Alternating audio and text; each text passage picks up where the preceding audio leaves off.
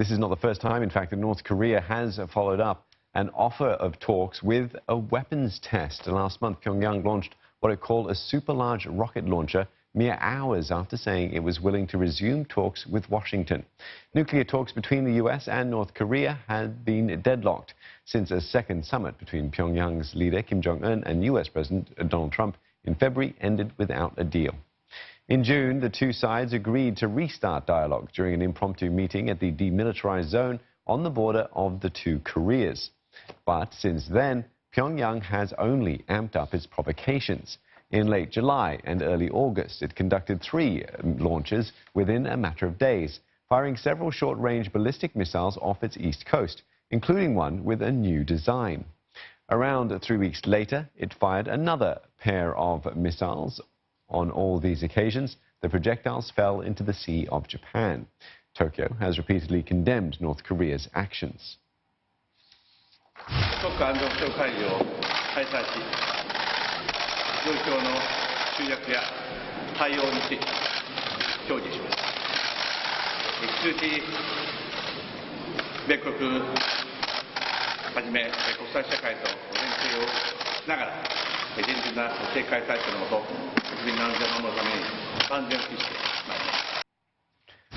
For an expert perspective on the test firings, we speak with Dr. Sangsoo Lee, head of the Korea Center at the Institute of Security and Development Policy in Stockholm.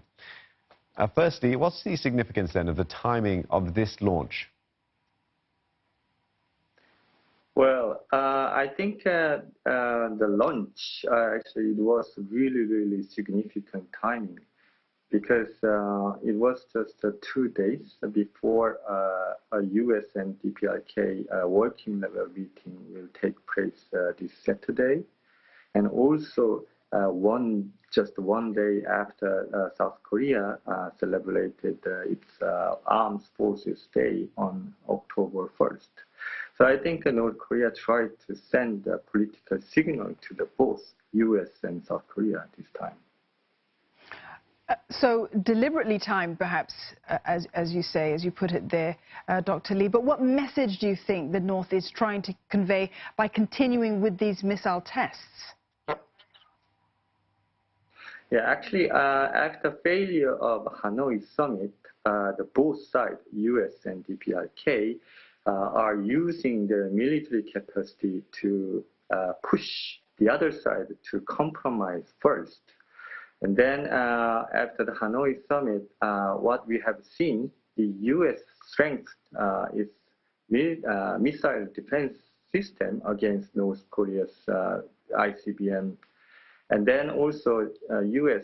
Deployed more strategic weapons in South Korea. In response, North Korea also fired more than 10 times of short-range missiles. I think this time North Korea also lifted the leverage of the U.S. by new technology of ICBM missile. Well, speaking of new technology, if it is confirmed that the missile was launched from a submarine, what does that tell us then about North Korea's weapons capability? This time, actually, I think this is not any sort of short-range missile, because North Korea used a very high angle. It reached 910 kilometers altitude. If North Korea used a standard angle, it could reach as far as 2,500 kilometers, targeting U.S. Army in Okinawa, Japan, and the U.S. Army in Guam.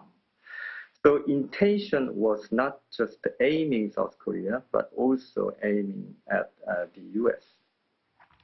All right, so up until now, we do know that Donald Trump has played down launches that have been made by North Korea. How do you think the U.S. is going to address these launches during the upcoming working-level talks that are anticipated with North Korea? I think this time Trump cannot underestimate this SLBM missile technology, because it could directly threaten the U.S. Because when it comes to the characteristic of submarine missile launch, it is really difficult to detect. At the same time, it is new technology to extend the range of reaching the target, the land, so including the U.S. Army in the Asia-Pacific area. I think during the upcoming working level meeting, North Korea will demand more security and security guarantee issues by using this military capacity and the recent military tension on the Korean Peninsula.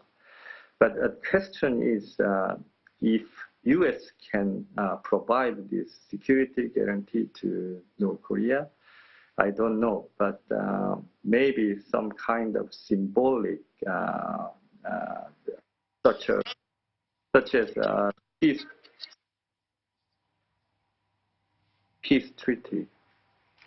Dr. Lee, thank you very much for your take there on what we may be seeing with these recent North Korean missile launches. That was Dr. Sangsoo Lee, head of the Korea Center at the Institute of Security and Development Policy in Stockholm.